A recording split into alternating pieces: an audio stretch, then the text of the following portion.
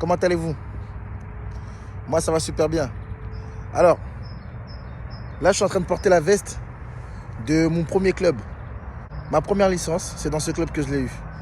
D'accord? J'ai joué en association juste avant, mais ma première licence avec la Fédération française de foot, je l'ai eu avec ce club-là, l'OFC Couronne. Et justement, je parlais avec un parent il n'y a pas longtemps concernant les différentes formes de travail dans différents clubs. Il y a des clubs qui avancent mieux que d'autres. Et on faisait un comparatif avec certains clubs où il y a des joueurs talentueux, mais qui n'arrivent pas forcément à avancer comme ils le voudraient. Et il y a d'autres clubs qui ont des joueurs moins talentueux, mais justement, ils ont des éducateurs, ils ont des dirigeants, ils ont une structure qui leur permet d'avancer. On constate que derrière des joueurs qui n'avaient pas forcément un talent inné, bon, avec de l'acquis, ils ont commencé à progresser. Alors que d'autres, dans d'autres clubs, avaient un talent inné, mais ont vu leur talent s'effacer peu à peu, par manque de travail, par manque aussi de bonnes conditions de travail. Le problème, c'est quoi? Aujourd'hui, on va parler du problème de tous les clubs qui veulent des choses, mais ne sont pas prêts à investir pour les avoir. Beaucoup de clubs ont de grands projets, ont de grandes envies. C'est la chose qui nous fait ralentir. C'est ça. C'est qu'il y a beaucoup de clubs qui veulent rêver grand, comme le Paris Saint-Germain, mais qui ne sont pas prêts à mettre les mêmes moyens que le Paris Saint-Germain pour pouvoir rêver grand. J'ai déjà entendu des personnes de la direction dire, aujourd'hui, cette année, il faut qu'on monte en national. Cette année, on doit monter en national. Cette année, on doit monter en R1, on doit monter en R2.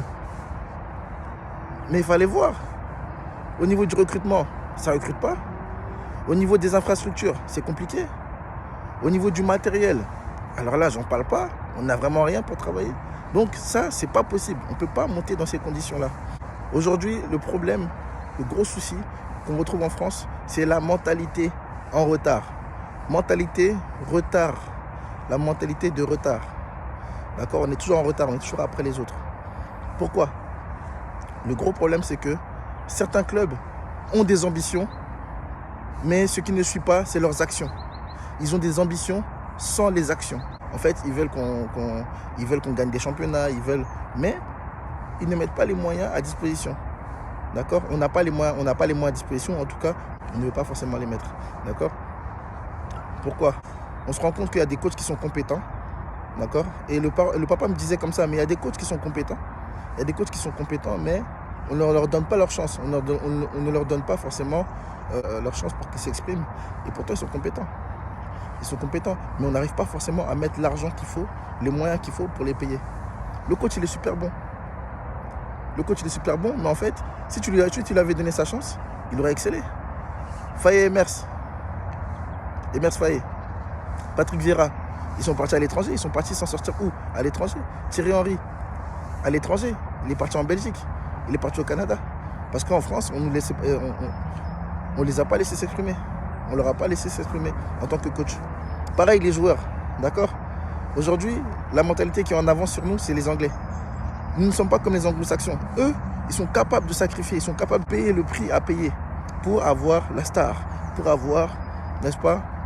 Il a fallu attendre les Qataris pour qu'on puisse vraiment investir, d'accord, dans les joueurs et payer le prix qu'il fallait. Premier exemple, Didier Drogba, qui a été l'un des meilleurs joueurs africains. Mais il a excellé où? En Angleterre. C'est en Angleterre qu'il a excellé. Les joueurs africains qui ont coûté les plus cher, ce n'est pas dans les clubs français qu'ils ont coûté. Par contre, c'est en France qu'ils ont été formés. Donc ça veut dire qu'on a un super talent. La différence entre la France et l'Angleterre, c'est que la France, nous c'est inné. Nous, on a ce talent-là. On a ce talent-là, c'est inné, c'est en nous, c'est ancré en nous. On est super fort dans la formation. Par contre, notre problème, c'est qu'on a peur. On a peur d'investir. On a peur de perdre. On a peur de sacrifier. On a peur de mettre de l'argent dans les choses qui sont valeureuses. Nicolas Pepe, ça a été à un moment donné le joueur le plus cher.